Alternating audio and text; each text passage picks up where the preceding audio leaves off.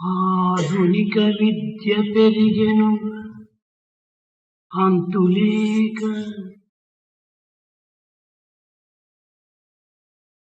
ఆత్మ విద్యయు క్షీణించే అవధి లేక, సత్యధర్మంబులన్నీయు సమసిపోయే. ఆధునిక విద్య పెరిగెను అంతులేక, ఆత్మ విద్యయు క్షీణించే అవధి లేక, సత్యధర్మంబులన్నీయు సమసిపోయే. ప్రేమ శాంతి అహింసలు పేదబడియే. ప్రేమ శాంతి అహింసలు పేదబడియే. ఆధునిక విద్య పెరిగెను అంతులేక, ఆత్మ విద్యయు క్షీణించే అవధి లేక, సత్య ధర్మంబులన్నీయు సమసిపోయే. ప్రేమ శాంతి అహింసలు పేదబడియే. ప్రేమ శాంతి அஹிம்சலு பேதபடியே. நவீன கல்வி அளவின்றி பெருகிவிட்டது. ஆத்ம வித்யை அளவே இல்லாமல் குறைந்து போனது. சத்தியம் தர்மம் எல்லாம் குறைந்து போய்விட்டன. பிரேமை சாந்தி அஹிம்சை ஆகியவை பொலிவிழந்து விட்டன. சத்ய தர்ம అహింసలు శాంతి ప్రేమ. సత్య ధర్మ అహింసలు శాంతి ప్రేమ. మానవుని పంచ ప్రాణాలు మహినీవి. సత్య ధర్మ అహింసలు శాంతి ప్రేమ. మానవుని పంచ ప్రాణాలు మహినీవి. పంచ ప్రాణాలలో ప్రేమ ఎంత హెచ్చు. పంచ ప్రాణాలలో ప్రేమ ఎంత హెచ్చు. కాన హృదయాన ప్రేమను పెంచుకొనుడు. కాన హృదయాన ప్రేమను పెంచుకొనుడు. சத்தியம் தர்மம் சாந்தி பிரேமை அஹிம்சை ஆகியவை மனிதனுக்கு பஞ்ச பிராணன்கள். பஞ்ச பிராணன்களில் பிரேமை எவ்வளவோ மேன்மையானது. எனவே இந்த பிரேமையை உங்கள் இதயங்களில் போஷித்துக் கொள்ளுங்கள். అధ్యాపకులారా, ప్రపంచమునకు కావలసినది ప్రధానమైన ప్రాతిపాదికలు 3. ஆசிரியர்களே, இந்த பிரபஞ்சத்திற்கு தேவையானவை மிகவும் பிரதானமான 3 விஷயங்கள். 1. వస్తువు యొక్క ఉత్పత్తి. 1. பொருட்களின் உற்பத்தி. 2. ఉత్పత్తి అయినటువంటి యొక్క వస్తువులను సంరక్షించుకునే నిమిత్తమై రక్షక శక్తి. 2. உற்பத்தி செய்யப்பட்ட பொருட்களை காத்து ரட்சிக்கும் சக்தி. ఈ రెండింటికి తగిన తరబేతును అందించి శిక్షణ చేకూర్చేటువంటి అధ్యాపకుడు 3. இவ்விரண்டிற்கும் தகுந்த பயிற்சி அளித்து அவற்றை கற்பிக்கும் ஆசிரியர்களே 3. ఏతావాత ఉత్పత్తి, రక్షక శక్తి, శిక్షక శక్తి, ఈ 3 కూడాను ప్రపంచమునకు అత్యవసరమైనటువంటి. அதாவது உற்பத்தி, ரட்சிக்கும் சக்தி, கற்பிக்கும் சக்தி ஆகிய இம்மூன்றும் பிரபஞ்சத்திற்கு அத்தியாவசியமானவை. దీనికి మూలకారకుడు ఉత్పత్తిని చేసేటువంటి వ్యక్తులు అత్యవసరము. இதற்கு மூல காரணமாக விளங்கும் உற்பத்தி செய்யும் மனிதர்கள் அத்தியாவசியமானவர்கள். రక్షకులకు సేవకులు అనగా సైన్యము అత్యవసరము. ரட்சிப்பதற்கு சேவகர்கள் அதாவது இராணுவம் அத்தியாவசியம். ఉన్నత విద్యను అందించి ఉత్తమ మార్గమునందు ఈ ఉత్పత్తిని రక్షక శక్తిని పోషింప చేసేటువంటి వారు అధ్యాపకులు. உன்னதமான கல்வியை அளித்து உத்தமமான மார்க்கத்தில் இந்த உற்பத்தி ரட்சிக்கும் சக்தி ஆகியவற்றை பேணி வழி நடத்துபவர்கள் ஆசிரியர்கள். వీరిని దక్షకుడు, రక్షకుడు, శిష్టకుడు అని పిలుచుకుంటారు. இம்மூவரையும் தட்சகர்கள், ரட்சகர்கள், சிட்சகர்கள் என்று அழைக்கின்றனர். సమాజం యొక్క విశిష్టమైనటువంటి కార్యభారం అన్ని కూడాను ఈ ముగ్గురు పైననే ఆధారపడి ఉంటుంటాయి. சமுதாயத்தின் முக்கியமான செயற்பாடுகள் அனைத்தும் இம்மூவரின் மீதே சார்ந்திருக்கின்றன.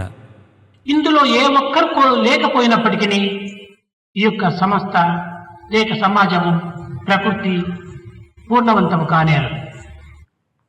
இம்மூவரில் யாரேனும் ஒருவர் இல்லாவிட்டாலும் சமுதாயம், தேசம், உலகம் ஆகியவை முழுமை அடையாது. సంపద ఉండి దీనిని రక్షించేటువంటి సైనికులే లేకుండినా ఈ సంపద అన్ని కూడాను అల్పజ్ఞుల యొక్క చేతిలో పడి కేవలము పరాభవం అవుతుంది. దేశము అనేక విధములైనటువంటి యొక్క పేదరికాన్ని అందుకుంటుంది.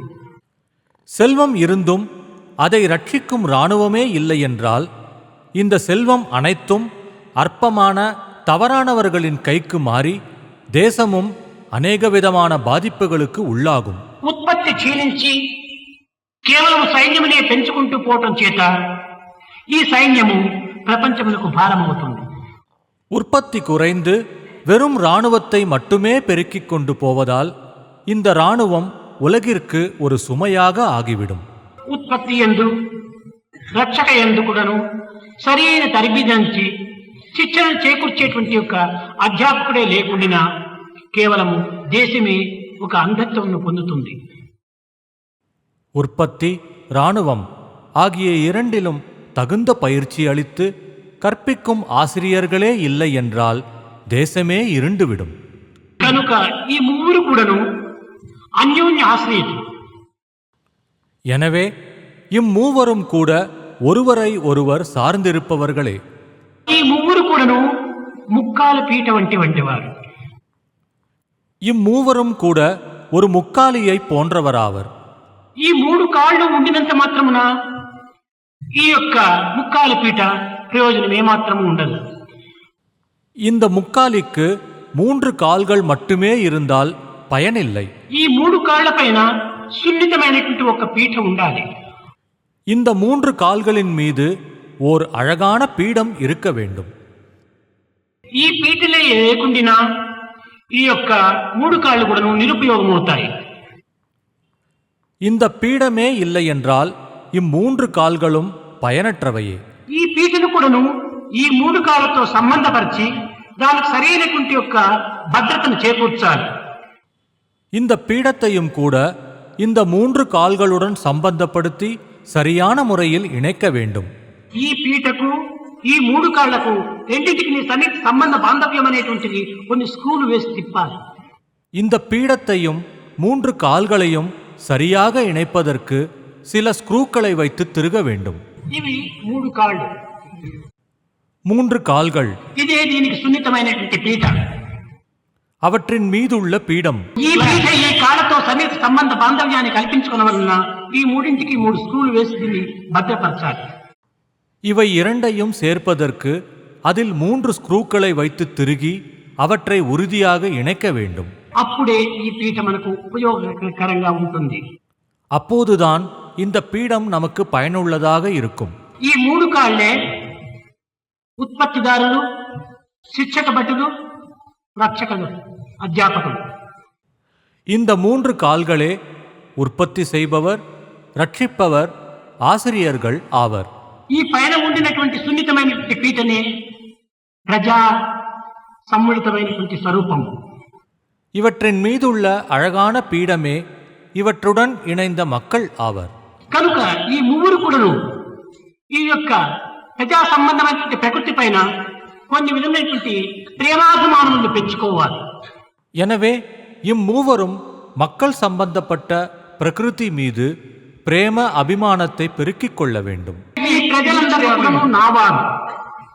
இந்த மக்கள் அனைவரும் என்னுடையவர்கள். ఈ ప్రజల క్షేమమే నా క్షేమం. இவர்களுடைய நலனே என்னுடைய நலன். ఈ సమాజంలో నేను కూడాను ఒక్కడు. இந்த சமுதாயத்தில் நானும் ஒருவன். సమాజం చల్లగా ఆనందంగా ఉండినప్పుడే నేను కూడాను చల్లగా ఆనందంగా ఉండగలను.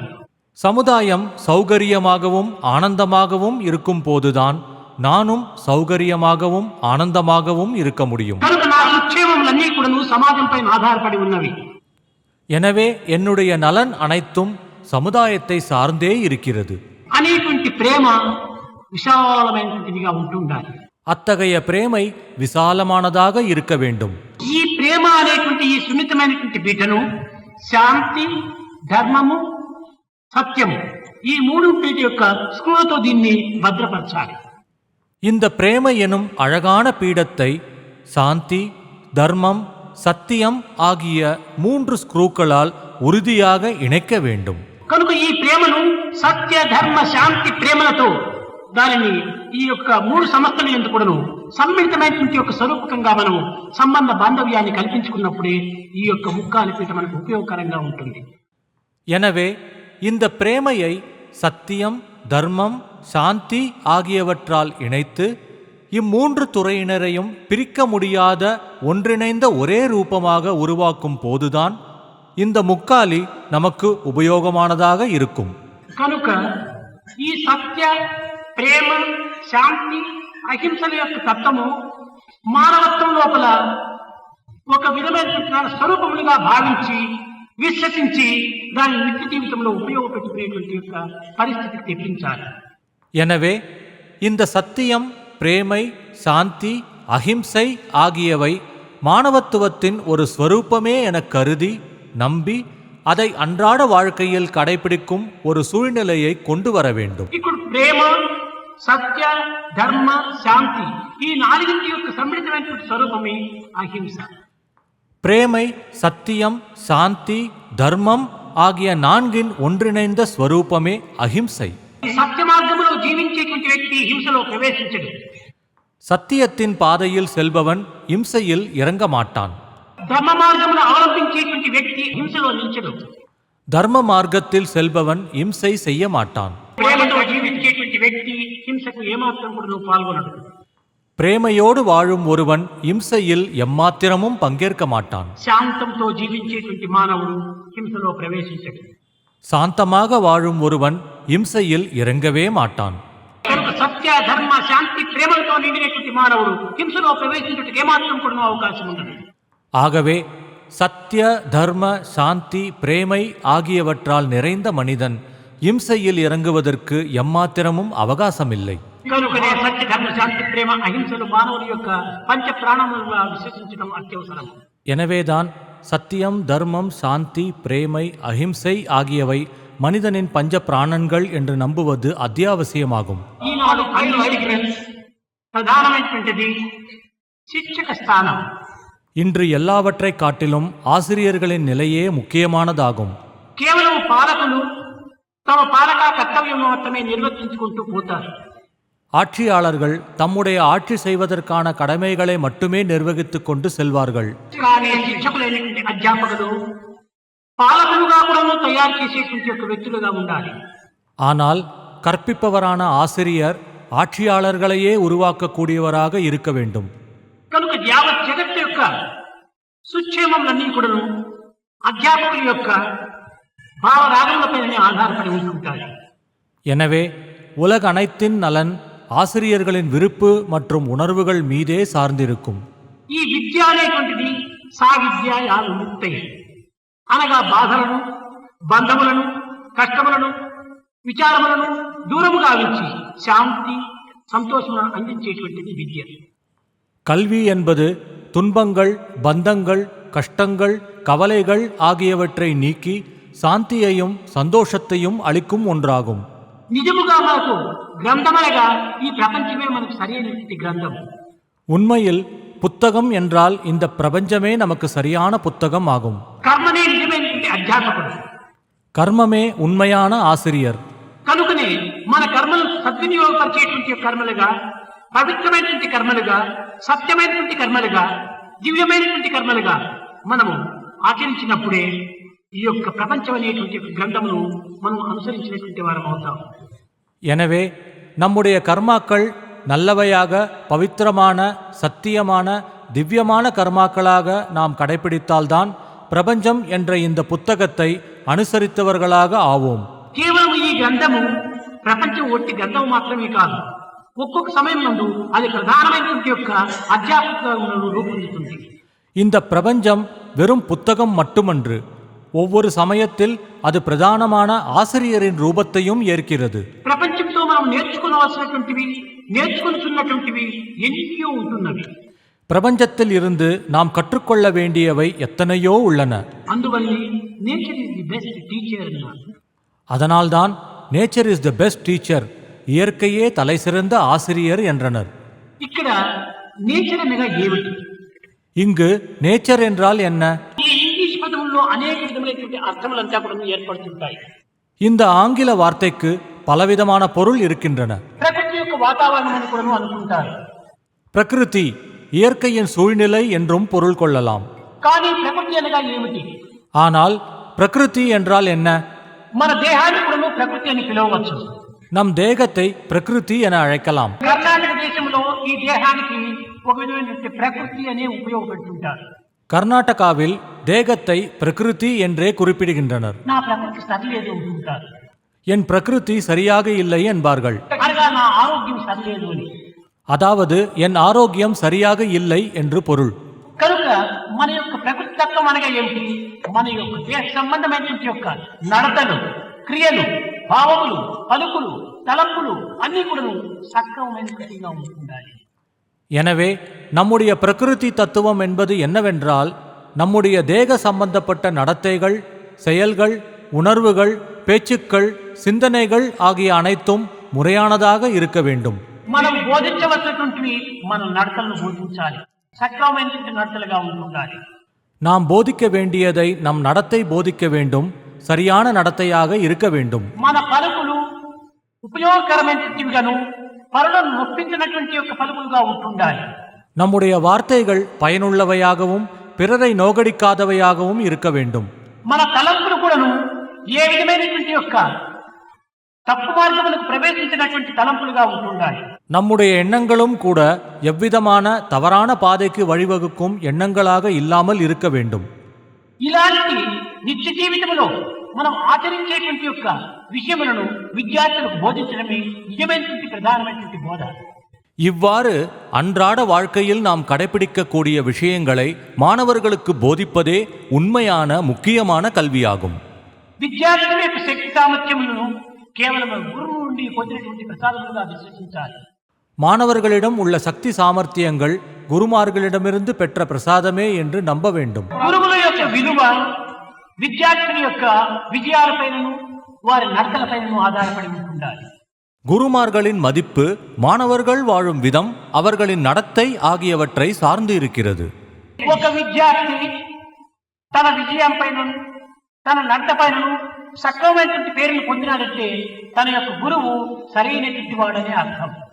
ஒரு மாணவன் தன் வாழ்க்கையிலும் நடத்தையிலும் நற்பெயர் ஈட்டினான் என்றால் அவனுடைய குரு சரியானவர் என்று பொருள். ఒక విద్యార్థి నడత వక్రమైన మార్గం అవలంబిస్తుండాలంటే, ఒక విద్యార్థి యొక్క ఫలితములు చాలా బలహీనమై ఉంటున్నాయంటే అది కేవలము అధ్యాపకుని యొక్క దోషమే.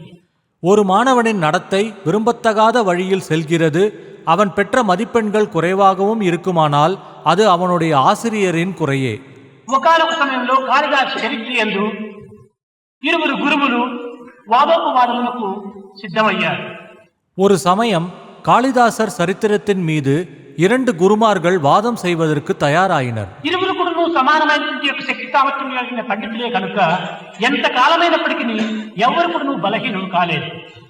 இருவரும் சமமான சக்தி சாமர்த்தியம் கொண்ட பண்டிதர்களாக இருந்ததால் எவ்வளவு நேரம் ஆனாலும் ஒருவருக்கு ஒருவர் சளைப்பதாக தெரியவில்லை. ఇది అసాధ్యమని భావించి ఇరువురు గురువుల యొక్క శిష్యులను పిలిపించారు. இருவரில் எவர் தோற்றார் என்பதை முடிவு செய்வது இயலாது என்பதால் அந்த இரு குருமார்களின் சீடர்களை அழைத்தார்கள். అతని యొక్క శిష్యుడు ఒక్కడు, ఇతని యొక్క శిష్యుడిని ప్రధానమైన శిష్యుడిని తీసుకుని భోజరాజు వారిద్దరికి వాదోపవాదములు పెట్టారు. இந்த குருவின் ஒரு சீடரையும் மற்றொரு குருவின் பிரதான சீடர் ஒருவரையும் போஜராஜன் வாதம் செய்ய அழைத்தார். దానికి ఆనాటి గురువులు కూడా అంగీకరించారు. నా శిష్యుడు ఓడిపోతే నేను ఓడిపోయినట్టు అనేటువంటి సత్యానికి వారు సంసిద్ధులయ్యారు. அதற்கு அன்றைய குருமார்களும் சம்மதித்தார்கள். எங்களுடைய சீடர்கள் தோற்றால் நாங்கள் தோற்றது போன்றதே என்ற சத்தியத்தை அவர்கள் ஒப்புக்கொண்டனர். అలాంటి సత్య మార్గమునందును ఒక నిశ్చయ మార్గమునందును నిర్మలమైనటువంటి భావంతో నిండినటువంటి హృదయములు కనుక ఆనాటి అధ్యాపకులు ఈ సత్యానికి వారు సంసిద్ధులయ్యారు. அப்படிப்பட்ட சத்திய மார்க்கத்திலும் நிச்சய மார்க்கத்திலும் நிர்மலமான உணர்வுகளும் நிறைந்த இதயம் கொண்ட அக்கால ஆசிரியர்கள் இந்த சத்தியத்திற்கு ஒப்புக்கொண்டார்கள். గురువుల వలె శిష్యులు కూడాను ఎవరి యందు కూడాను బలహీనత ఏమాత్రం కూడాను ఏర్పడలేదు. குருமார்களைப் போலவே சீடர்களும் ஒருவருக்கு ஒருவர் சளைத்தவர்களாக தோன்றவில்லை. ప్రజారంగితమైన ధర్మబద్ధమైనటువంటి యొక్క వాదోపవాదములు ఇరువురు కూడాను ఉత్సాహ ప్రోత్సాహాన్ని అభివృద్ధి పరుచుకుంటూ వచ్చారు. மக்கள் இன்புறும் வண்ணம் தர்ம நெறிப்படி தத்தம் தரப்பு வாதங்களை உற்சாகத்துடனும் ஆர்வத்துடனும் வைத்தார்கள். ఈ యొక్క విద్యార్థుల యొక్క తత్వమును గుర్తించినటువంటి వ్యక్తులందరూ కూడాను అధ్యాపకుల యొక్క గుణవర్ణనను అనేక విధంగా వేణోళ్ల పొగడారు.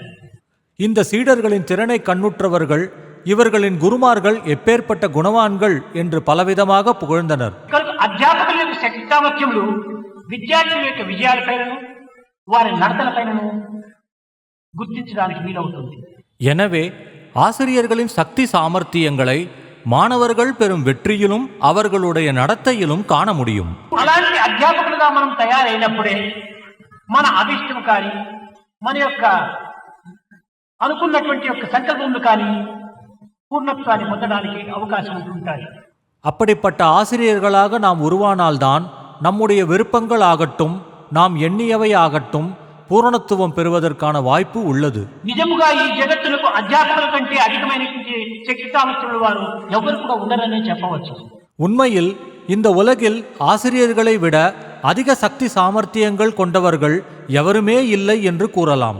దేశములకంతా ఒక ప్రెసిడెంట్, ప్రైమ్ మినిస్టర్ చాలా ఉన్నత స్థాయిలో ఉండినటువంటి వారిని మనం భావిస్తుంటాము. ஒரு தேசத்தில் பிரைம் மினிஸ்டர், பிரசிடென்ட் ஆகியோர் மிக உயர்ந்த நிலையில் இருப்பவர்கள் என்று நாம் கருதுகிறோம். కానీ ఆ యొక్క ప్రెసిడెంట్ కానీ ఆ ప్రైమ్ మినిస్టర్ కానీ ఆ స్థానాన్ని అందించినటువంటి వాడు అధ్యాపకుడే. ஆனால் அந்த பிரசிடென்ட்டிற்கோ பிரைம் மினிஸ்டருக்கோ அந்த நிலையை அளித்தவர்கள் ஆசிரியர்களே. కానీ ఈనాటి అధ్యాపకుల్లో అలాంటి ధైర్య సాహసం లేకపోవడం చేతనే తమ శక్తి సామర్థ్యములంతా కూడా బలహీనం కావడం చేతనే అలాంటి ధైర్యంగా చెప్పేటువంటి అధికారం వారు కోల్పోయినారు.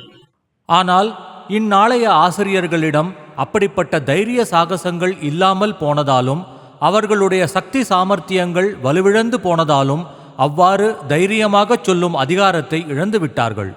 అధ్యాపకులనగా ఏదో బలహీనమైనటువంటి స్థానంలో ఉండినటువంటి వారిగా మనం భావించరాదు. ஆகவே ஆசிரியர்கள் என்றால் ஏதோ பலவீனமான நிலையில் இருப்பவர்கள் என்று நாம் கருதக்கூடாது. ఏదో ఉద్యోగం ఏ ఉద్యోగము లభించకపోవడం చేత అధ్యాపక ఉద్యోగంలో ప్రవేశించినామనేటువంటి యొక్క భావానికి మనం తావివ్వరాదు. வேறெந்த வேலையும் கிடைக்கவில்லை என்பதால் ஆசிரியர் வேலைக்கு வந்துள்ளோம் என்ற எண்ணத்திற்கு இடமளிக்க கூடாது. ప్రపంచంలో ఉండినటువంటి యొక్క అధికారుల కంటే అందరి అధికారుల కంటే కూడాను అధ్యాపకుల యొక్క అధికారం చాలా ఉత్తమమైనది.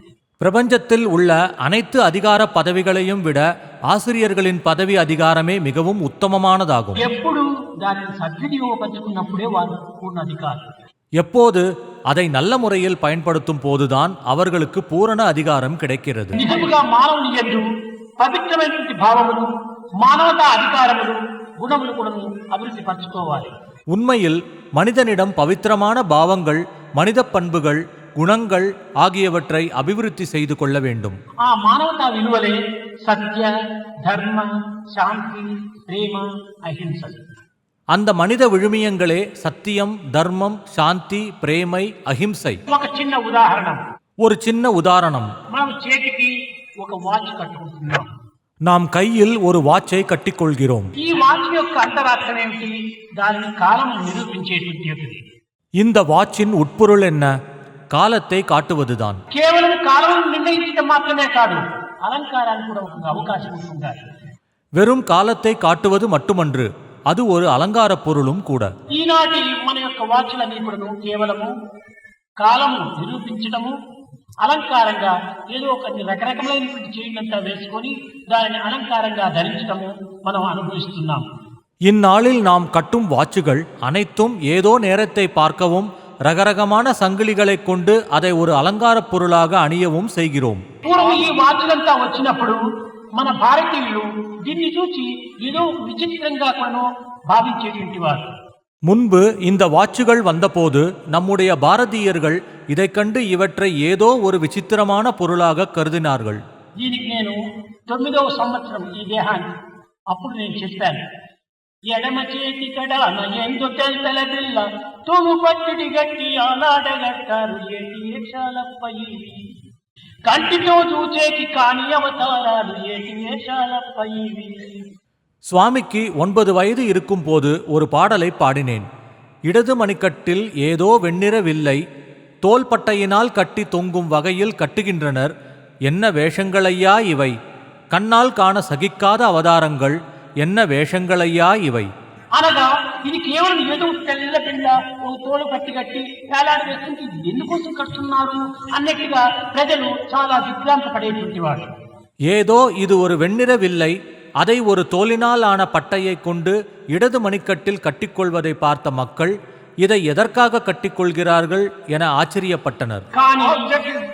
అందులో ఉన్నటువంటి అంతరార్థం ఆనాడు కానీ నేడు కానీ గుర్తించినటువంటి వ్యక్తులు చాలా తక్కువ. ஆனால் இதன் உட்பொருளை அன்றோ இன்றோ புரிந்து கொண்டவர்கள் மிகச் சிலரே. ఈనాటి కూడాను దానిని అంతంగాను కేవలము ఒక విధమైనటువంటి కాలం నిర్ణయం చేసేటువంటిది గాను మనం భావిస్తున్నామే కానీ ఆ యొక్క వాచ్లో ఉండేటువంటి యొక్క అంతరార్థాన్ని మనం ఏమాత్రము గుర్తించడం లేదు. இன்றும் கூட அதை அழகான ஒன்றாகவும் நேரம் காட்டும் கருவியாகத்தான் கருதுகிறோமே அன்றி அந்த வாச்சில் உள்ள உட்கருத்தை எம்மாத்திரமும் புரிந்து கொள்ளவில்லை. అనేక విధములుగా కూడా చెప్తూ వచ్చాను, ఇది వాచ్. இதை நான் பலவிதமாக சொல்லி வருகிறேன். இது வாட்ச். WATCH watch 5 అక్షరములు. WATCH 5 எழுத்துக்கள். 5 అక్షరములు మాత్రమే కాదు, ఇది 5 ప్రాణములు. 5 எழுத்துக்கள் மட்டுமே அல்ல, அவை 5 பிராணன்கள். ఇది కేవలం పంచ ప్రాణములే కాదు, పంచాక్షరి మంత్రము. இது பஞ்ச பிராணன்கள் மட்டுமே அல்ல, பஞ்சாட்சரி மந்திரம். నమ శివాయ అని పంచాక్షరం చెప్పుకుంటారు, కాదు కాదు, WATCH ఇదే పంచాక్షర మంత్రం. நமசிவாய என்பது பஞ்சாட்சர மந்திரம் என்பார்கள். இல்லை இல்லை, வாட்ச் என்பதே பஞ்சாட்சர மந்திரம். మంత్రం అని నిర్ణయించగలరు. இதை மந்திரம் என்று எவ்வாறு கூறலாம்? వాచ్ యువర్ వర్డ్ అన్నాం. நான் విளக்குகிறேன். முதல் எழுத்து W, வாட்ச் யுவர் வேர்ட்ஸ். నీ నోటికి వచ్చినట్లంత వాగటం కాదు, உன் வாய்க்கு வருவதெல்லாம் பேசுவதல்ல. ఏదో ఎవరిని ఇతరులు బాధించేటువంటి వాగుడంతా నీవు ఉపయోగపెట్టడం కోసం కాదు, பிறரை பாதிப்பதற்கான வார்த்தைகளை பேசுவதற்கு அன்று. నీ నోటి నుంచి వచ్చేటువంటి ప్రతి పదం కూడాను ఇది సత్యమైనదా కాదా, உன் வாயில் இருந்து வரும் ஒவ்வொரு சொல்லும் சத்தியமானதா இல்லையா, ఈ పదం వల్ల ఇతరులకు ఏమైనా హృదయానికి గాయం అవుతుందా కాదా, இந்த வார்த்தைகளால் பிறருடைய இதயத்திற்கு காயம் ஏற்படுமா இல்லையா, నేను ఉపయోగపెట్టేటువంటి పదములు ఇతరులు ఏ విధమైనటువంటి కూడాను దుఃఖములు పాలు చేస్తుందా లేక ఆనందానికి గురి చేస్తుందా, நான் பயன்படுத்தும் வார்த்தைகள் பிறரை எந்த விதத்திலாவது துக்கத்தில் ஆழ்த்துகிறதா அல்லது ஆனந்தமளிக்கிறதா, ఈ పదము కూడాను ప్రియమైనటువంటిదిగా ఉంటుందా, ఉద్వేగంగా ఉంటుందా, అప్రియంగా ఉంటుందా. இந்த வார்த்தைகளும் கூட பிரியமானதாக இருக்கிறதா, உத்வேகத்துடன் உள்ளதா, பிரியமற்றதாக உள்ளதா. కనుక నా పదములు ప్రియమైనటువంటిదిగాను, என் வார்த்தைகள் பிரியமானவையாகவும் దీనిని ఉపయోగకరమైనటువంటిదిగాను, பயனுள்ளவையாகவும் ఇతరులకు ఆనందాన్ని అందించేటువంటిదిగాను, பிறருக்கு ஆனந்தம் அளிப்பவையாகவும் సత్యమైనటువంటిదిగాను சத்தியமானவையாகவும் ఉండాలి అనేటువంటి యొక్క సంకల్పం చేత ఆ యొక్క పదమును మనం చాలా వాచ్ చేస్తూ రావాలి. మనం ప్రతి నోటి నుంచి పలికేటువంటి ప్రతి పదాన్ని కూడా మనం వాచ్ చేయమని చెప్పని ఈ W అని హెచ్చరిస్తున్నారు. இருக்க வேண்டும் என்ற சங்கல்பத்தோடு நம்முடைய வார்த்தைகளை நாம் மிகவும் வாட்ச் செய்து வர வேண்டும். நம்முடைய ஒவ்வொரு வார்த்தையையும் நாம் வாட்ச் செய்ய வேண்டும் என்பதையே இந்த W என்ற எழுத்து ఎచ్చరిக்கின்றது. హే మానవా, పవిత్రమైనటువంటి యొక్క నాలుకను నీకు అందించినందుకు నీవు ఇష్టం వచ్చినట్టుగా నీవు వాగడానికి ఏమాత్రం అధికారం లేదు అని నాలుకను కూడా నువ్వు హెచ్చరించమని ఈ వర్డ్ అనేటువంటి చెప్తుంటుంటాయి. ஏ மனிதனே, பவித்திரமான நாக்கை உனக்கு அளித்ததற்கு, நீ இஷ்டப்படியெல்லாம் பேசுவதற்கு உனக்கு எம்மாத்திரமும் அதிகாரம் இல்லை என நாக்கையும் கூட இந்த வேர்ட் என்பது எச்சரிக்கின்றது. ఇదే సత్యం. இதே சத்தியம். వాక్కు సత్యంతో కూడినటువంటిది. வாக்கு என்பது சத்தியத்துடன் இணைந்தது. కనుకనే మొట్టమొదట వాచ్ యువర్ వర్డ్, ఇది సత్యాన్ని నీవు ఆధారంగా చేసుకోమని ఈ యొక్క సత్యము మానవుని యొక్క మొట్టమొదటి విలువను హెచ్చరిస్తూ ఉంటుండాలి. எனவேதான் முதலில் வாட்ச் யுவர் வேர்ட்ஸ் என்ற சத்தியத்தை ஆதாரமாக செய்து கொள் என்று இந்த முதல் எழுத்து எச்சரிக்கின்றது. రెండవది ఏ. இரண்டாவது எழுத்து ஏ. ఏ అనగా action. Watch your action. A என்றால் ஆக்ஷன். Watch your actions. అనగా మనము చేసే ప్రతి పని యందు కూడాను సత్యంతో కూడినటువంటి పని చేస్తున్నామా, ఇది ధర్మంతో కూడినటువంటి పని చేస్తున్నామా, ఇది ధర్మ విరుద్ధమైనటువంటిదా, సత్యరహితమైనటువంటిదా అనేటువంటి కర్మల యందు మనం ప్రతిదాని యందు కూడా మనం విచారణ చేయాలి. அதாவது நாம் செய்கின்ற ஒவ்வொரு பணியும் கூட சத்தியத்துடன் இணைந்த பணியாக செய்கிறோமா, தர்மத்துடன் கூடிய பணியாக செய்கிறோமா, இது தர்மத்திற்கு எதிரானதா, சத்தியமற்றதா என்று பலவிதமாக ஒவ்வொரு பணியையும் நாம் ஆராய வேண்டும். ఈ యాక్షన్ నే మనము ధర్మము అంటున్నాము. Right action. ஆக்ஷனை நாம் தர்மம், ரைட் ஆக்ஷன் என்கிறோம். ధర్మం అనగా ఏమిటి? தர்மம் என்றால் என்ன? ధరించినది ధర్మము అన్నారు. தரித்துள்ளதே தர்மம் என்றனர். ఒక్కొక్క వస్తువులకు ఒక్కొక్క ప్రత్యేకమైనటువంటి యొక్క ప్రత్యేకత ఉంటుంటాడు. ஒவ்வொரு பொருளுக்கும் அதற்கே உரிய தனித்தன்மை உள்ளது. ఆ ప్రత్యేకతను ఆ వస్తువు కోల్పోయినప్పుడు అది ధర్మాన్ని కోల్పోయింది అని. அந்த தனித்தன்மையை அது இழந்துவிட்டால் அதன் தர்மத்தை இழந்துவிட்டது என்பதாகும். తనకు ఉండవలసినటువంటి గుణములు తాను కోల్పోయినాడు అని. தனக்கு இருக்க வேண்டிய குணத்தை அது இழந்துவிட்டது என்பதாகும். అగ్ని ఉంది. அக்னி இருக்கிறது. అగ్ని యొక్క గుణములు ఏమిటి? அக்னியின் குணம் எது? అగ్నికి దహన శక్తి. அக்னிக்கு இருப்பது எரிக்கும் சக்தி. ఇంతే కాదు, అదికి ప్రకాశ శక్తి. இது மட்டுமன்று, அதற்கு பிரகாச சக்தியும் உள்ளது. ఈ ప్రకాశ శక్తి, వేడినందించటము, దహన శక్తి, ఈ మూడు గుణములు ఉండటం చేతనే అది ఒక నిప్పు అని చెప్పారు. இந்த பிரகாச சக்தி, உஷ்ணத்தை கொடுப்பது, எரிக்கும் சக்தி ஆகிய மூன்று குணங்களும் உள்ளதாலேயே அதை நெருப்பு என்கிறோம். ఈ దహన శక్తిని తాను కోల్పోయి, ఈ ప్రకాశ శక్తిని తాను కోల్పోయి ఉండినప్పుడు అది బొగ్గవుతుంది కానీ అగ్ని కాలేదు. எரிக்கும் சக்தியை இழந்து பிரகாச சக்தியை இழந்து நிற்கும் போது அது கரிதானே தவிர அக்னி அன்று. అనగా అగ్నికి ఉండవలసినటువంటి శక్తి తనలో లేదు కనుక, తన ధర్మాన్ని కోల్పోయింది కనుక దానికి అగ్ని కాదు, అది బొగ్గు అని రెండవ రూపాన్ని తెలుసు. எனவே அக்னிக்கு இருக்க வேண்டிய சக்தி அதனுள்ளே இல்லை என்பதாலும் அதனுடைய தர்மத்தை இழந்து விட்டதாலும் அது அக்னி இல்லை, கரி என்றே அழைக்கப்படும். చక్కెర ఉంటుండాలి. சர்க்கரை இருக்கிறது. ఈ చక్కెర యొక్క గుణం ఏమిటి? తీపి. இந்த சர்க்கரையின் குணம் என்ன? இனிப்பு. తన యొక్క గుణాన్ని తాను కోల్పోయిందంటే అది చక్కెర కానేది, ఏదో ఒక పిండి. தன்னுடைய குணத்தை அது இழந்துவிட்டால் அது சர்க்கரை அன்று, ஏதோ ஒரு மாவு. అదే విధముగానే గులాబీ పుష్పం ఉంటుండాలి. அதே விதமாக ரோஜா மலர் உள்ளது. దాని యొక్క గుణం ఏమిటి? సుగంధాన్ని అందించటం. அதன் குணம் நறுமணத்தை அளிப்பது. అట్టి సుగంధమునే కోల్పోయినటువంటి గులాబీ మనం చూడవచ్చును, కానీ ఈనాడు ప్లాస్టిక్ గులాబీలు ఉంటుంటాయి. அப்படிப்பட்ட நறுமணத்தை இழந்துவிட்ட ரோஜாவை காணலாம். இன்று பிளாஸ்டிக் ரோஜாக்கள் இருக்கின்றன. కానీ అతి సత్యమైనటువంటి గులాబీ కానేది. ஆனால் అவை உண்மையான ரோஜாக்கள் இல்லை. గులాబీ యొక్క గుణములు అందులో లేవు కనుక అది గులాబీ కాదని మనం నిర్ణయిస్తున్నాం. ரோஜாக்களுக்கு இருக்க வேண்டிய குணம் அவற்றில் இல்லாததால் அது ரோஜா இல்லை என்று நாம் முடிவு செய்கிறோம். అదే విధముగా మానవునికి ఉండవలసినటువంటి గుణములు ఏమిటి? அதே விதமாக மனிதனுக்கு இருக்க வேண்டிய குணங்கள் யாவை? ఈ మానవునికి సత్యము ఒక ప్రధానమైన గుణం. மனிதனுக்கு சத்தியம் ஒரு பிரதானமான குணம். పలికే పలుకులు ఎలాంటి పరిస్థితి లేనప్పుడు సత్యాన్నే పలకాలి. எந்த சூழ்நிலையில் பேசினாலும் சத்தியத்தையே பேச வேண்டும். ఆ పలుకుల వల్ల ఎవరికి ఏ విధమైనటువంటి బాధలు కలగకుండా ఉంటుండాలి. அந்த பேச்சினால் எவருக்கும் எந்த விதமான பாதிப்பும் இல்லாமல் இருக்க வேண்டும். రెండవది ధర్మము. இரண்டாவது தர்மம். ఈ ధర్మం అనేటువంటిది మానవతా విలువలను ఏమాత్రం కూడా నువ్వు భిన్నం కానించకుండా పెడమార్గం పట్టకుండా సక్రమమైన మార్గంలో తన విని తాను అనుసరించాలి. இந்த தர்மம் என்பது மனித விழுமியங்களை பாழ்படுத்தாமல் தீய வழியில் செல்லாமல் சரியான வழியில் செல்வதாகும். తర్వాత శాంతము అనేది ఉండాలి. அடுத்து வருவது சாந்தம். ఈ శాంతమనగా ఏమిటంటే ఎవరేమన్నను సహించుకొని ఉండటం శాంతం అనుకుంటున్నాం. சாந்தம் என்றால் யார் என்ன சொன்னாலும் சகித்துக் கொண்டு இருத்தல் என்று எண்ணுகின்றோம். ఈ గడియారంలో ఉండినటువంటి ఒక WA T ఇది థాట్. இந்த வாட்ச் என்ற சொல்லில் மூன்றாவது டி, థాట్స్. మన తలంపులు పవిత్రమైనట్టుగాను ఒక దివ్యమైనట్టుగాను దైవత్వంగా కూడినటువంటివిగాను ఈ సత్యధర్మములతో కూడినటువంటివిగాను ఉండినప్పుడే అట్టి తలంపులు కలిగినటువంటి హృదయము ప్రశాంతంగా ఉంటుంటాయి. நம்முடைய எண்ணங்கள் பவித்திரமானதாகவும் திவ்யமானதாகவும் தெய்வத்துவத்துடன் கூடியதாகவும் சத்திய தர்மங்களுடன் கூடியதாகவும் இருக்கும் போதுதான் அத்தகைய எண்ணங்கள் கொண்ட இதயம் பிரசாந்தமாக இருக்கும். కనుక థాట్ ఈ తలంపులైనటువంటివి పూర్వం ఉండినటువంటి యొక్క సత్యము ధర్మము కూడి ఉండాలి.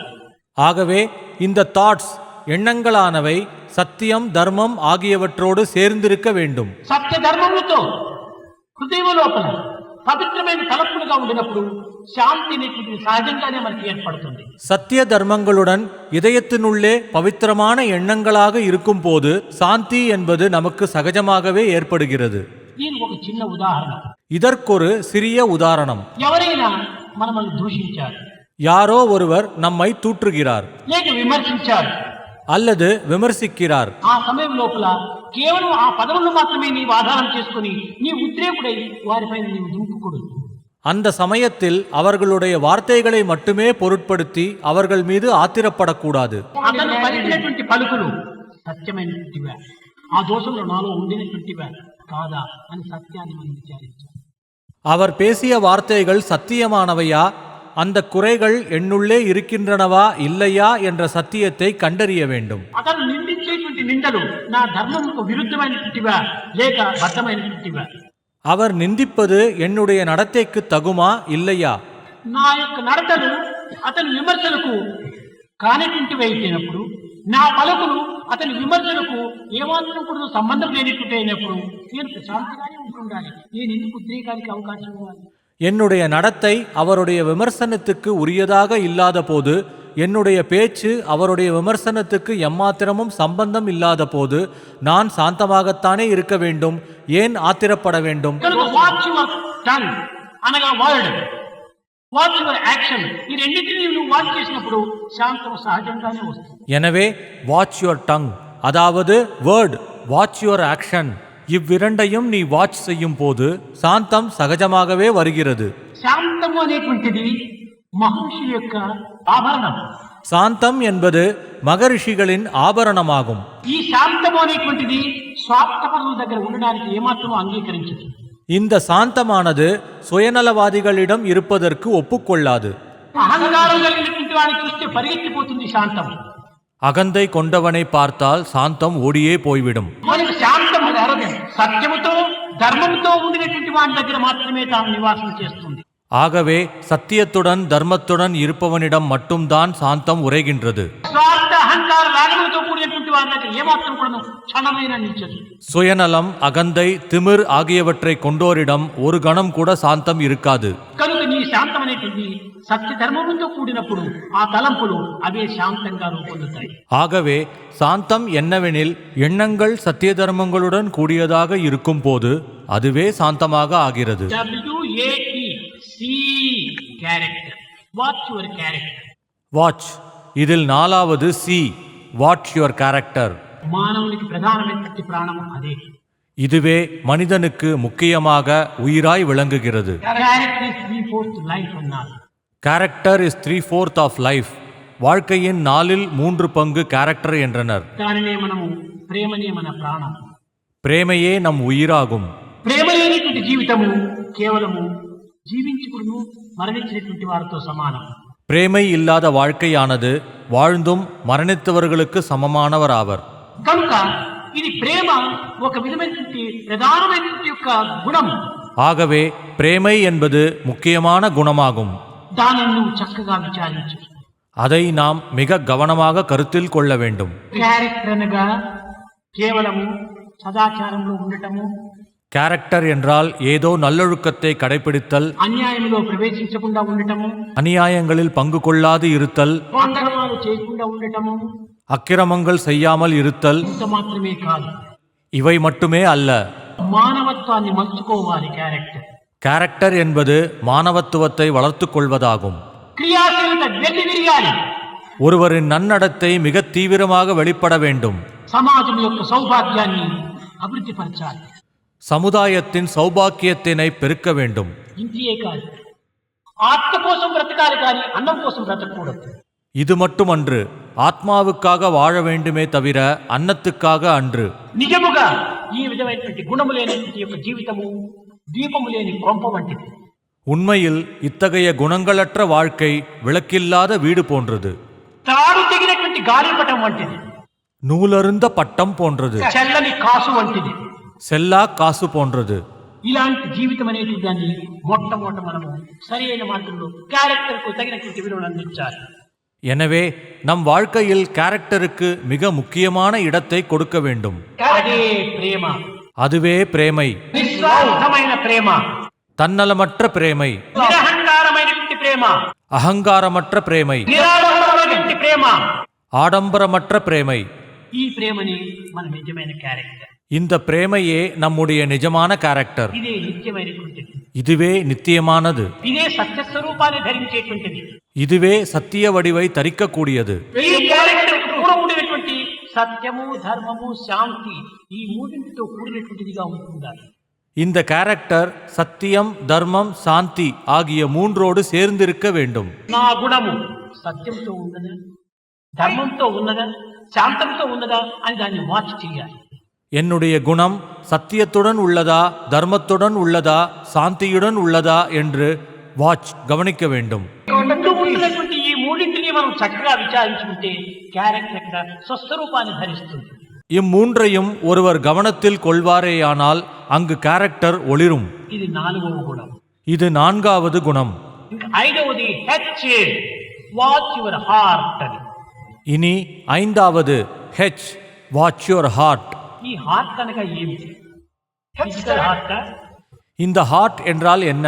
శారీరక సంబంధమైనటువంటి గుండె కాదు. சரீரத்துக்கு சம்பந்தப்பட்ட ஹார்ட் அன்று. ఈ శారీరక సంబంధమైనటువంటి గుండె ఏ పిడికిడి మందమో ఉంటుంటాది.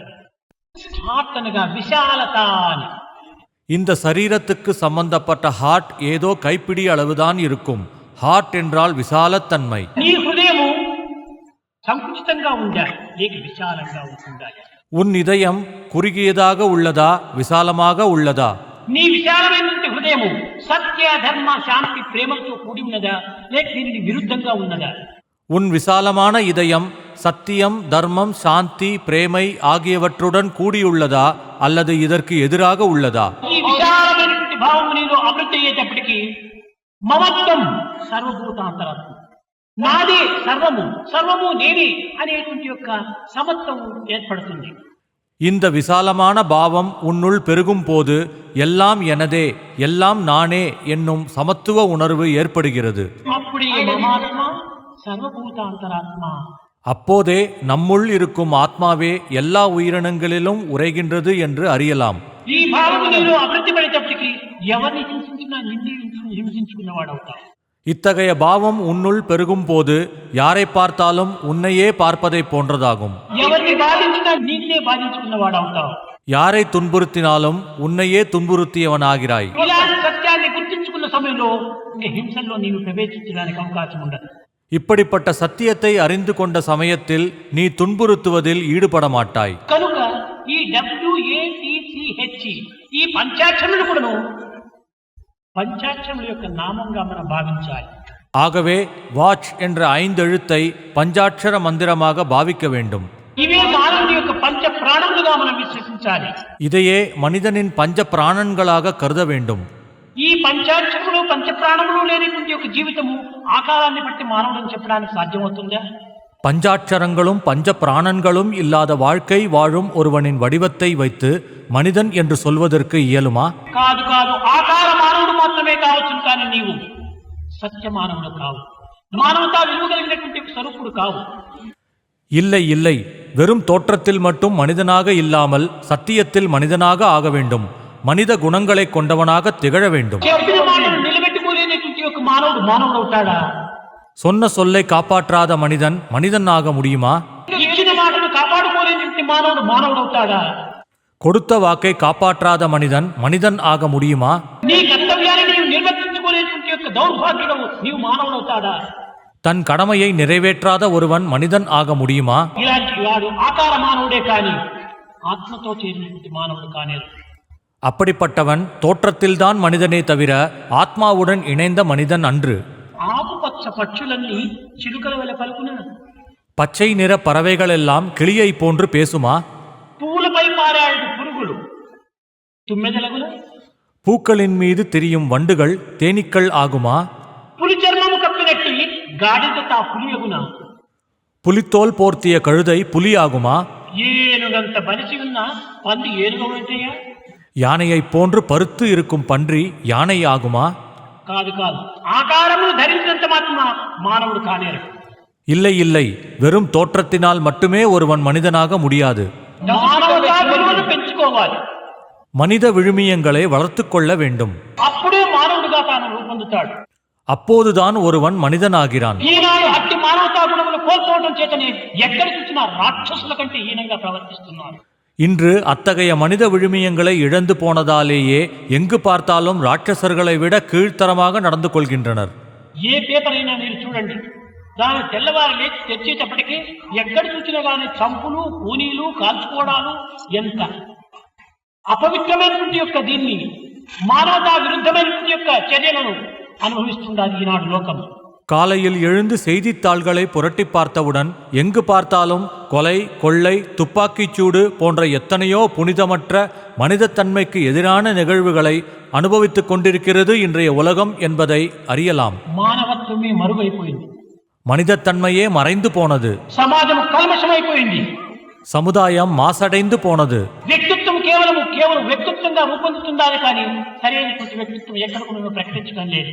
மனிதர்கள் தோற்றத்தில் மட்டும்தான் மனிதர்களாக இருக்கின்றனரே தவிர மனிதனுடைய உண்மையான இயல்பு எங்கும் காணப்படவில்லை. మన చదువుల వల్ల మన యొక్క వ్యక్తిత్వాన్ని మనం అభివృద్ధి పరచుకోలేము. நாம் பயிலும் கல்வியினால் நம் மனித இயல்பை மாற்றிக்கொள்ள முடியாது. ఈనాడు మనం చదివేటువంటి చదువులు నిజమైన చదువులు కానే కావు. இன்று நாம் கற்கும் கல்வி உண்மையான கல்வியே அன்று. ఈ చదువులు మనల్ని అహంకారిగా మార్చివేస్తున్నాయి. இந்த కల్విயானது நம்மை அகந்தை கொண்டவர்களாய் மாற்றுகின்றது. ఆడంబరమైనటువంటి జీవితంలో ప్రవేశింపజేస్తున్నాయి. ஆடம்பரமான வாழ்க்கை வாழ வழிவகுக்கின்றது. అసత్యమైనటువంటి యొక్క నడతలు నడుచుకుంటున్నారు. அசத்தியமான நடத்தையை கொண்டவர்களாக இருக்கின்றனர்.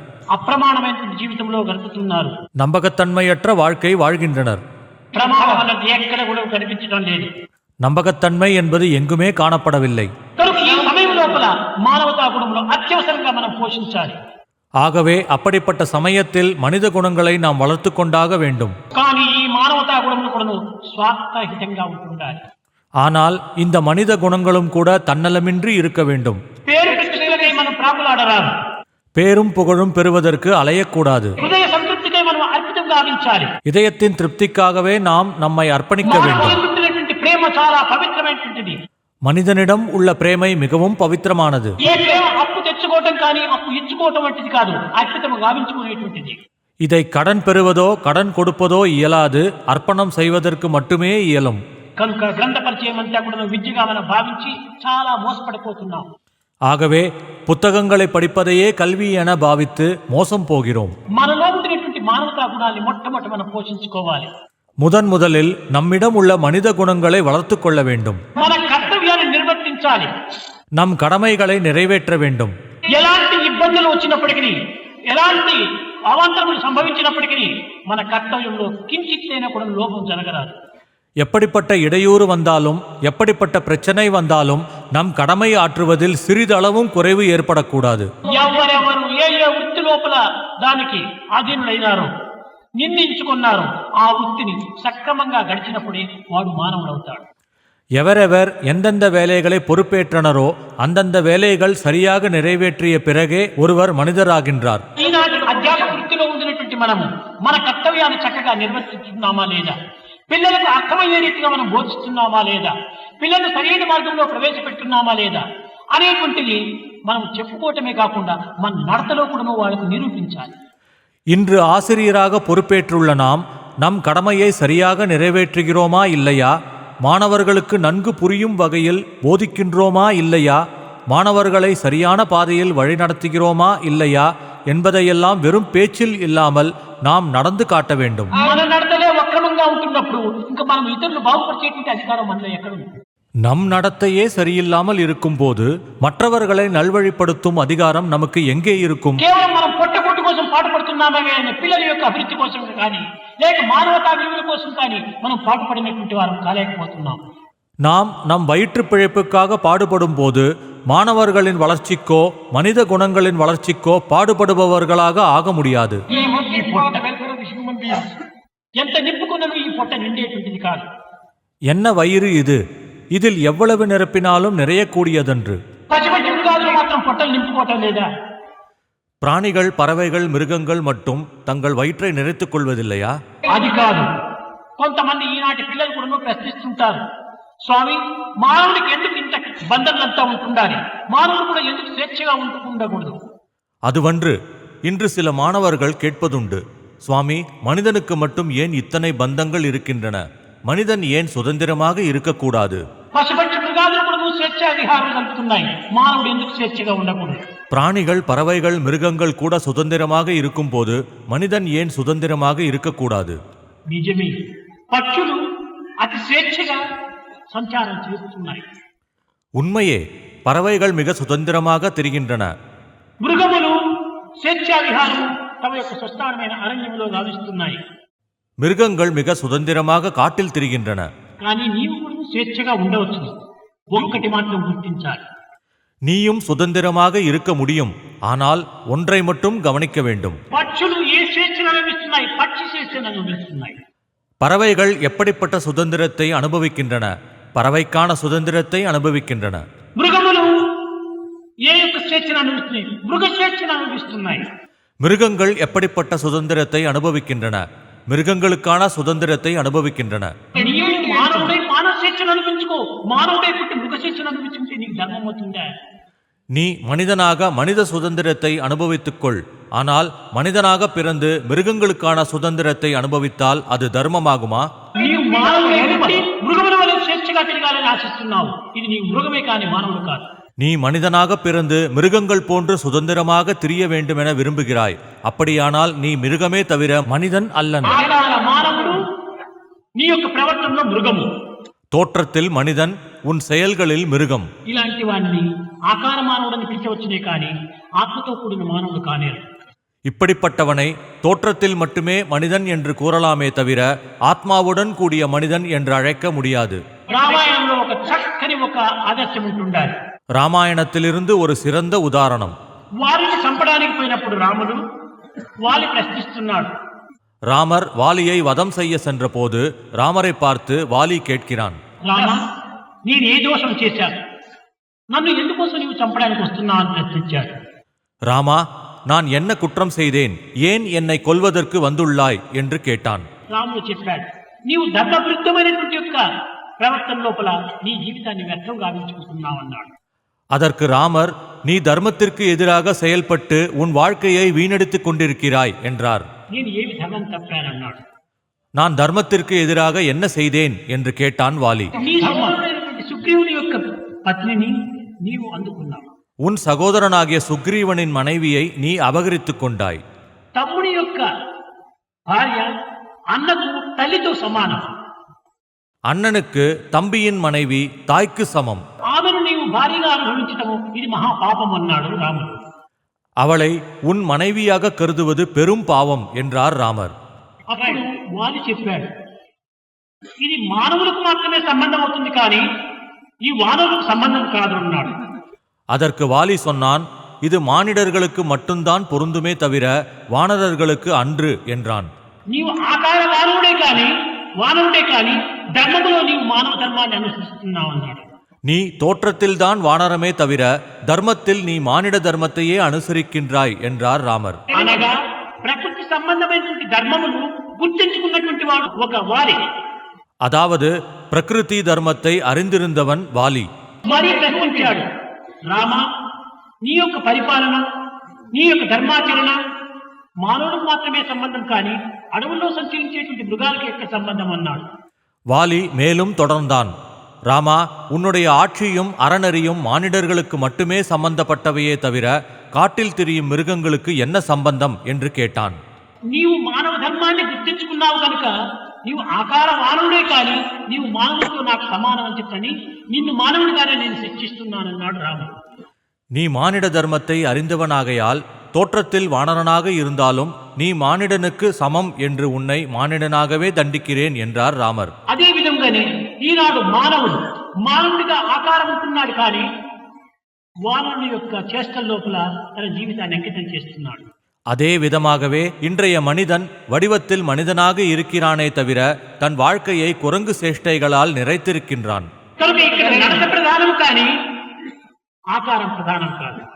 ஆகவே இங்கு நடத்தைதான் முக்கியமே தவிர வடிவம் அன்று. ఆకారం ఏవైనా కావచ్చు, வடிவம் எது வேண்டுமானாலும் இருக்கலாம். కేవలం మనిషి తప్పును ఈ ప్రపంచం లోపల అనేక విద్యలు నేర్చి కొన్ని రకమైనటువంటి యొక్క ఉన్నత స్థాయికి చెందినటువంటి వారమని భావించవచ్చు. இவ்வுலகில் மனிதர்கள் அனைவரும் கல்வி பல கற்று உன்னத நிலையை அடைந்து விட்டதாக கருதலாம். అభ్యాసం చేత అన్ని విద్యలు నేర్చవచ్చు మానవుడు. பயிற்சியினால் மனிதன் எல்லா கல்வியையும் கற்கலாம். మానవుడే కాదు, మృగములు కూడా అభ్యాసంతో అన్ని విద్యలు నేర్చుకుంటాయి. மனிதன் மட்டுமன்று, மிருகங்களும் கூட பயிற்சியினால் எல்லா வித்தைகளையும் கற்கின்றன. మీరు చాలా మంది చూస్తుంటారు, సర్కస్ లో పోతే ఒక కోతి కూడా సైకిల్ తొక్కుతూ పోతుంటారు. உங்களுள் பல பேர் பார்த்திருப்பீர்கள், சர்க்கஸில் குரங்கு கூட சைக்கிள் ஓட்டுகிறது. ఒక గొర్రె కూడా తీసుకుని తానంతా కూడా ఒక స్పూన్ తో తింటూ ఉంటారు. ஆட்டுக்கிடாவும் டீஸ்பூனில் சாப்பிடுவதை பார்க்கலாம். ఇవన్నీ ట్రైనింగ్తో అనగా ఒక ప్రాక్టీస్తో ఇది కొన్ని రకమైనటువంటి విద్యలు నేర్చవచ్చు. இப்படியெல்லாம் பயிற்சியினால் சில வித்தைகளை பழகலாம். కానీ మానవతా గుణములు ప్రాక్టీస్తో వచ్చేటువంటివి కాదు. ஆனால் மனித குணங்கள் பயிற்சியினால் வருபவை அல்ல, సహజంగా ఉండినటువంటివి. அவை సహజமாக இருப்பவையாகும். అలాంటి నేచురల్ దానికి సహజమైనటువంటి యొక్క గుణాలు ఈనాడు మనం మర్చి కృత్రిమైనటువంటి గుణంలో మన యొక్క జీవితాన్ని ఒక మార్గం పట్టిస్తున్నాం. அவ்வாறு சகஜமாக இருக்கக்கூடிய குணங்களை இன்று நாம் மறந்து போய் செயற்கையான பாதையை கடைபிடித்து தவறான குணங்களை வளர்த்துக் கொள்கிறோம். కనుక ఈనాడు ఆధ్యాత్మిక మార్గంలో, నైతిక మార్గంలో, ధార్మిక మార్గంలో ఉండినటువంటి మానవత్వాన్ని చక్కగా గుర్తించడానికి ప్రయత్నించాలి. ஆகவே இன்று ஆன்மீக பாதையில், நன்னெறி பாதையில், தார்மீக பாதையில் இருக்கக்கூடிய மானவத்துவத்தை சரிவர தெரிந்து கொள்வதற்கு முயற்சிக்க வேண்டும். కనుక ముఖ్యంగా మానవతా గుణములను హెచ్చరించేటువంటి ఈ WATCH ఈ ఐదింటి కూడాను 5 ప్రాణములుగా కూడాను పంచాక్షర మంత్రంగా కూడా మీరు ప్రచారం చేయాలి. முக்கியமாக மானிட குணங்களை எடுத்துரைக்கின்ற வாட்ச் என்னும் 5 எழுத்துக்களை பஞ்ச பிராணன்களாகவும் பஞ்சாட்சர மந்திரமாகவும் கருத வேண்டும். కాలమే పరమాత్మని యొక్క స్వరూపము, காலமே பரமாத்மாவின் ஸ்வரூபமாகும். కాబట్టి ఈ వాచ్ అనేటువంటి టైంను కూడా ఒకవైపు చూపుతుండాలి. ஆகவே வாட்ச் என்பது ஒரு புறம் காலத்தை சுட்டிக்காட்டுவதாக அமைந்துள்ளது, గుణాలు మరొక వైపు చూపుతుండాలి. மறுபுறம் குணங்களை சுட்டிக்காட்டுகின்றது, అందాన్ని ఇంకొక వైపు చూపుతుండాలి. இன்னொரு புறம் அழகை காட்டுகின்றது. కనుక ఈ వాచ్ అనేటువంటిది సత్యం శివం సుందరం స్వరూపమే.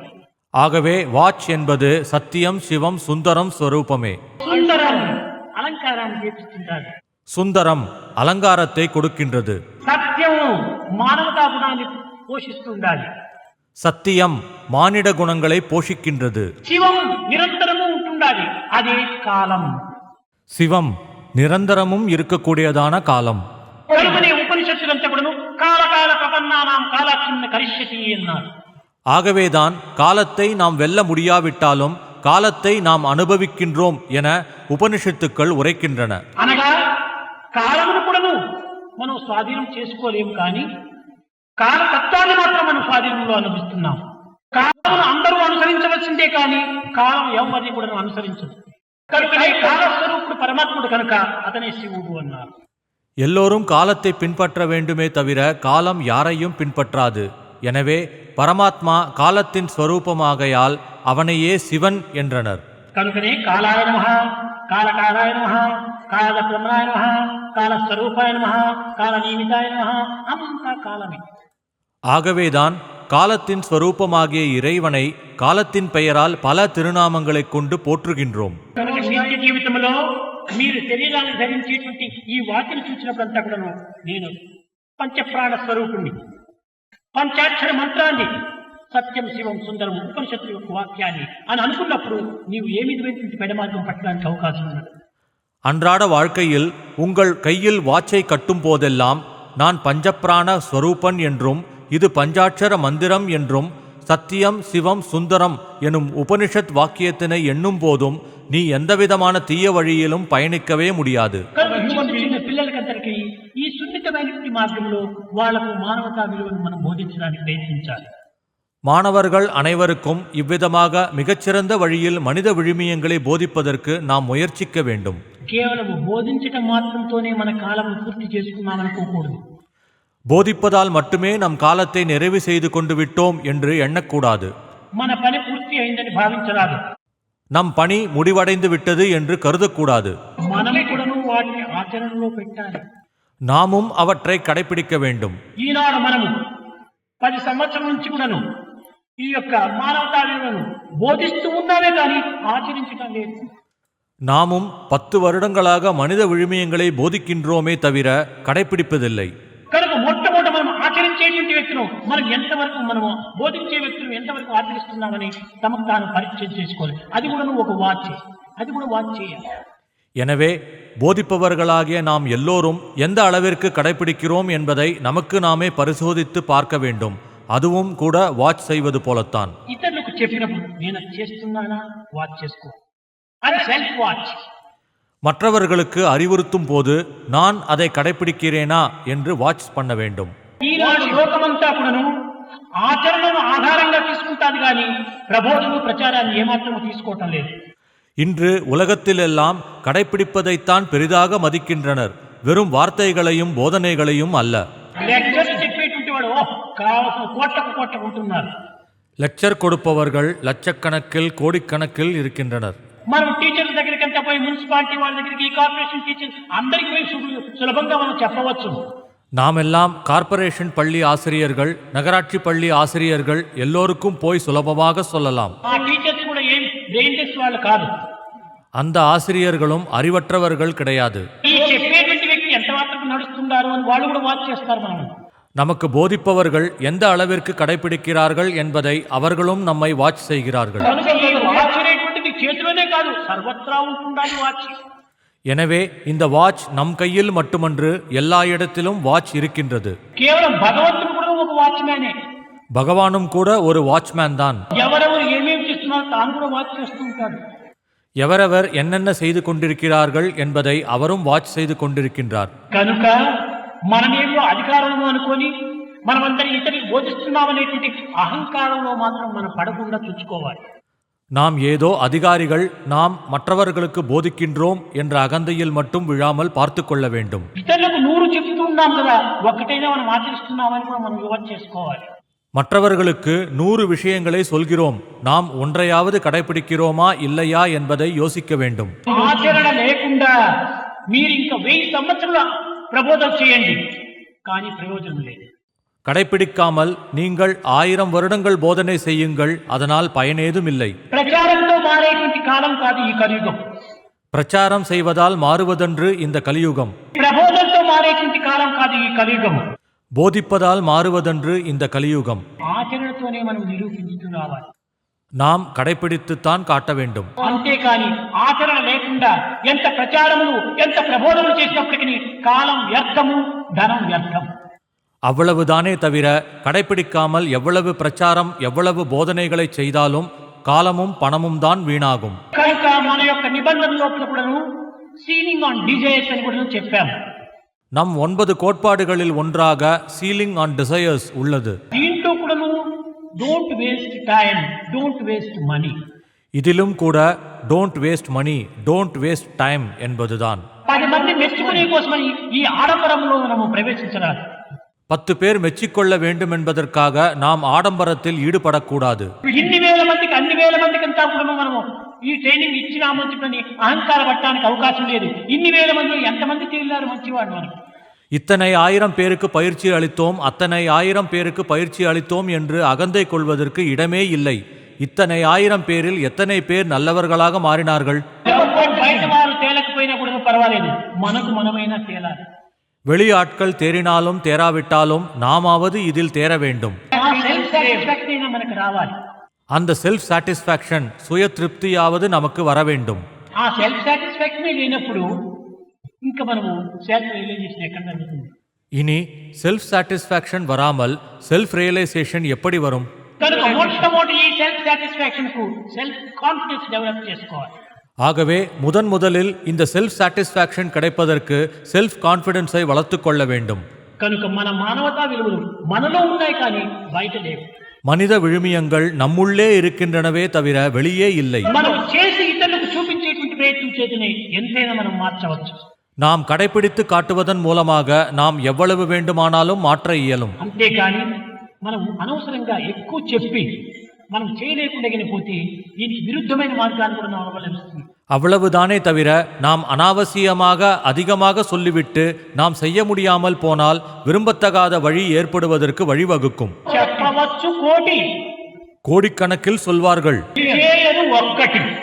ஆனால் ஒன்றை கூட செய்ய மாட்டார்கள். చెప్పుట సులభము, சொல்வது எளிது, చేయుట కష్టము. செய்வது கடினம். తాతకైనా వాడి తాతకైనా அது படைத்தவனுக்காகட்டும் அவன் பாட்டனுக்காகட்டும்.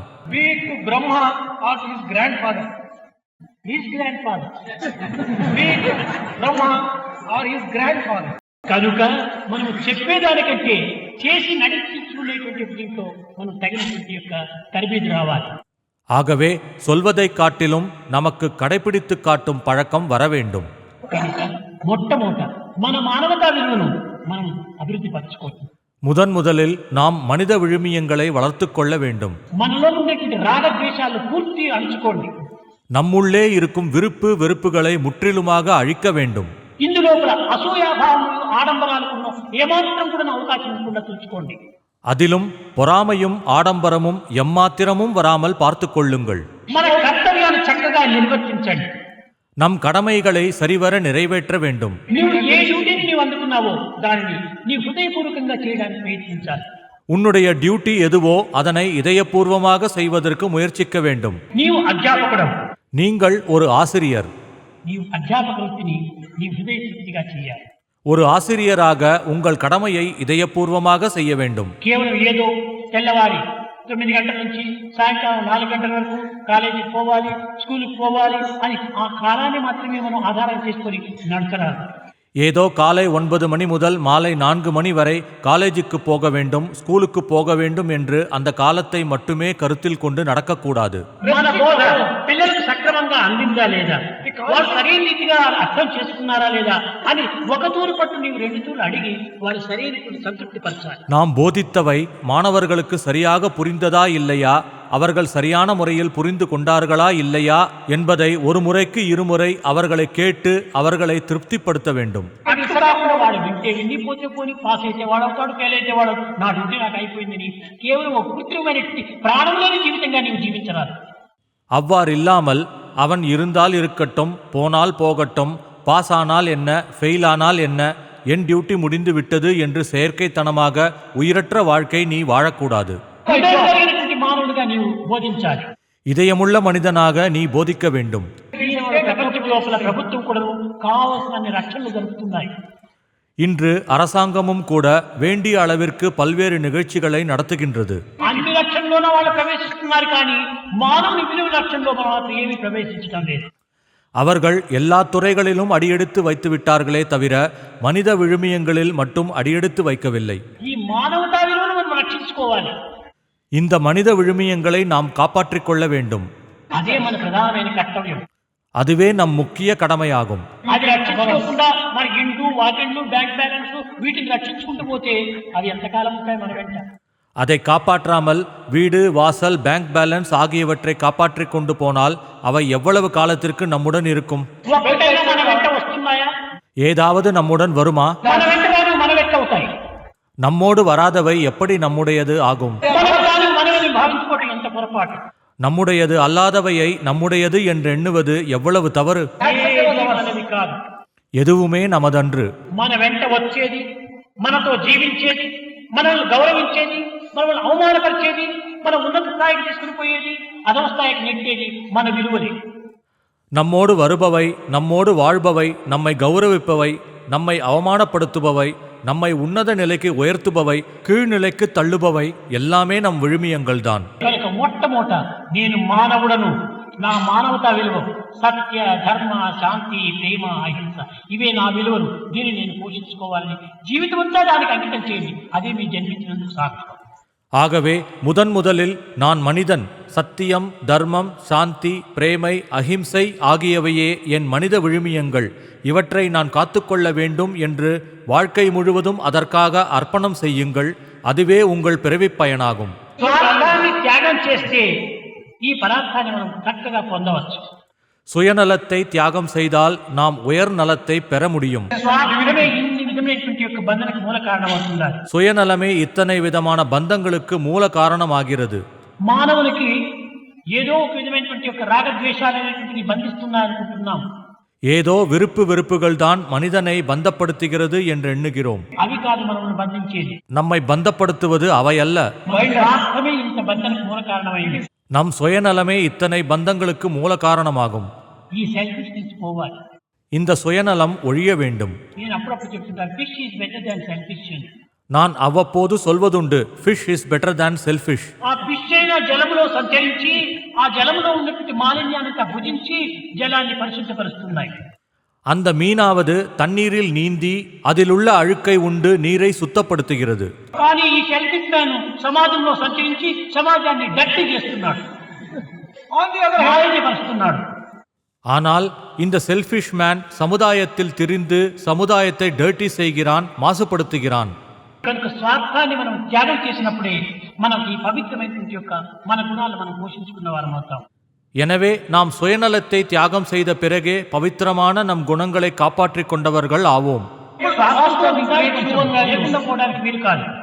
சுயநலம் கூட நம்முள்ளே இல்லாமல் இருப்பதற்கு வாய்ப்பில்லை. అయితే దీనికి ఒక హద్దు కావాలి. ஆனால் இதற்கொரு அளவு இருக்க வேண்டும். హద్దు మీరిపోతే ఎద్దుగా మారిపోతాడు. மிதமீறி போனால் அவன் மிருகமாகி விடுகிறான். కనుక మన ఎంతవరకు మనకు అవసరమో, ఎంతవరకు తిన్నో అంతవరకు ఈ స్వార్థాన్ని కూడా ఉపయోగించుకోవాలి. எனவே எந்த அளவிற்கு தேவையோ அந்த அளவிற்கே நாம் இந்த சுயநலத்தை கொண்டிருக்க வேண்டும். ముఖ్యంగా మనం అభివృద్ధి పరచుకోవాల్సింది మన గుణాలు ప్రధానం. முக்கியமாக நாம் வளர்த்து கொள்ள வேண்டியவை குணங்களாகும். ముఖ్యంగా మనం ఈ విధమైనటువంటి యొక్క నడతలను ఆచరణలో పెట్టడానికి సాధ్యమైన ఒకటి రెండైనా మనం ఆచరణలో పెట్టడానికి ప్రయత్నించాలి. பிரேமையின் வடிவங்களே, முக்கியமாக இந்த குணங்களில் இயன்றவரை ஒன்றிரண்டாவது நாம் நடைமுறைப்படுத்த முயற்சிக்க வேண்டும். నేను ఎప్పుడు మిమ్మల్ని అడ్రస్ చేసినప్పుడు కూడాను ప్రేమ స్వరూపులారా అంటాను. நான் உங்களை எப்போதும் பிரேமையின் திருவுருவங்களே என்று அழைக்கிறேன். మానవ స్వరూపులారా అన్ను. ప్రేమనే మీ స్వరూపం కానీ ఆధారం మీ స్వరూపం కాదు. மானிட உருவங்களே என்று சொல்ல மாட்டேன். பிரேமைதான் உங்கள் திருவுருவமே தவிர மானிட வடிவம் உங்கள் உருவம் அன்று. మీ ఆధారం ఏమిటి? ఎప్పుడూ మారుతూనే ఉంటుంటారు. இந்த மானிட வடிவம் எப்படிப்பட்டது? எப்போதும் மாறிக்கொண்டே இருப்பது. ఇది జడమైనటువంటిదే కానీ చైతన్య స్వరూపం కాదు. இது ஜடம்தானே தவிர చైతన్య స్వరూపం అன்று. మీరు అనుకోవచ్చు, జడమైపోతే పుట్టినప్పుడు నేను ఇంత ఉండినాను, ఇప్పుడు ఇంత పెద్దగా పెరిగిపోయినానే, నేను జడ స్వరూపుని ఎట్లవుతాను, నేను చైతన్య స్వరూపుని అనుకోవచ్చు మీరు. இது ஜடமென்றால் நான் பிறந்தபோது சிறியவனாக இருந்தேன், நான் இப்போது பெரியவனாக வளர்ந்து விட்டேனே, நான் எப்படி ஜடஸ்வரூபமாக இருக்க முடியும்? நான் சைத்தன்ய ஸ்வரூபம் என்று நீங்கள் எண்ணலாம். வளர்ந்து விட்டதாலேயே நீங்கள் ஜடம் அன்று என சொல்ல முடியாது. ఇల్లు ఊడ్చించి చెట్టులో పోయి ఒక గుంతలో వేస్తుంటే ఒక సంవత్సరానికి దిబ్బ కూడా పెద్దగా పెరుగుతుంది. தினந்தோறும் வீட்டை கூட்டி பெருக்கி குப்பையை ஓரிடத்தில் போட்டு வந்தால் ஒரு வருடத்தில் அதுவும் வளர்ந்து பெரிய குப்பை மேடாகிவிடும். అదే విధంగానే ఈ దేహానికి ఇడ్లీ సాంబారు దోశ అన్నము అన్ని వేస్తూ ఈ చెత్తంతా వేస్తుంటే ఈ దిబ్బ కూడా పెరుగుతా ఉంది. அதே விதமாக இந்த தேகத்திற்கு இட்லி, சாம்பார், தோசை, அன்னம் போன்ற குப்பையை போட்டுக்கொண்டே வந்தால் இதுவும் பெரிதாக வளரும். కాబట్టి ఇంత మాత్రం పెరిగిన తక్షణమే మనము ఇది ఒక చైతన్యమని భావించడం వేదితనం. ஆகவே இவ்வாறு வளர்ந்த உடனேயே இது சைத்தன்யம் என்று கருதுவது அறிவீனம். దేహం పెంచుకోవటం కాదు, గుణాన్ని పెంచుకోవాలి మనం. நாம் தேகத்தை வளர்க்கக்கூடாது, குணங்களை வளர்த்து கொள்ள வேண்டும். కనుకనే ఆ గుణములే పవిత్రమైన సత్య ధర్మ శాంతి ప్రేమ అహింస. அந்த குணங்களே சத்தியம், தர்மம், சாந்தி, பிரேமை, அஹிம்சை ஆகும். కనుక ఎవరి ఎందుకును ఈ కలికాలంలో రెస్ట్ వాచ్ లేని వాడు ఒక్కడు లేడు. இப்போது இந்த கலிகாலத்தில் ரிஸ்ட் வாட்ச் இல்லாமல் ஒருவர் கூட கிடையாது. దాన్ని చూసినప్పుడంతా కూడా WATCH watch your word, watch your thought, watch your character, watch your heart, watch your word. ఈ విధంగా మనం తెలుసుకోవడానికి ప్రయత్నించాలి. அதை பார்க்கும் போதெல்லாம் watch, watch your words, watch your actions, watch your thoughts, watch your character, watch your heart என்பதை நினைவூட்டிக் கொள்ள வேண்டும். కనుక దీన్ని మనం వాచ్ చేసుకుంటూ పోతే మన జీవితం సార్థకం అవుతుంది. ఇదే ఒక జపంగా మనం తీసుకోవచ్చు, ఇదే ఒక ధ్యానంగా మనం తీసుకోవచ్చు. ஆகவே இதனை நாம் வாட்ச் செய்து கொண்டே போனால் நம் வாழ்க்கை புனிதமடையும். மேலும் இதையே ஜபமாகவும் தியானமாகவும் கருதலாம். కనుక ప్రపంచం లోపల ఉత్పత్తిదారులు, రక్షక భటులు, శిక్షక అధ్యాపకులకు, ముఖ్యంగా ప్రజలపైన ప్రేమను అభివృద్ధి పరచుకోవాలి. ஆகவே இந்த உலகில் உற்பத்தி செய்பவர்கள், நாட்டை காப்பவர்கள், ஆசிரியர்கள் ஆகியோர் முக்கியமாக மக்களின் மீது பிரேமையை வளர்த்து கொள்ள வேண்டும். ఈ ముమ్మూర్తి లోపల అధ్యాపకులు చాలా ప్రధానమైనటువంటి వారు కనుక మీరు అధ్యాపక స్థానాన్ని చాలా సార్థకం చేసుకోవడానికి ప్రయత్నించండి. இம்மூவரில் ஆசிரியர்கள் முக்கியமானவர்கள் ஆகையால் உங்கள் ஆசிரியர் ஸ்தானத்தை மேன்மையுறச் செய்ய முயற்சி செய்யுங்கள். ఇంకా ముందు రేపు ఎల్లుండి కూడా జరుగుతుంది. ఎల్లుండి మీ యొక్క సమస్యలు ఏమైనా ఉన్నటువంటివి లక్షణంగా నవ్వుతూ సుఖంగా మనం ఈ సమస్యలు పరిహారం చేసుకుని మున్ముందు మన ఈ హ్యూమన్ వాల్యూ, ఈ మానవతా విలువలు ఎంతైనా మనం పోషించుకొని ప్రచారం సరిపి, ప్రబోధన సరిపి, ఆచరించి ఆనందించి ఇతరులకు అందించడానికి సంసిద్ధంగా ఉండాలని నేను ఆశిస్తూ ఆశీర్వదిస్తూ నా ప్రసంగాన్ని విరమిస్తున్నాను.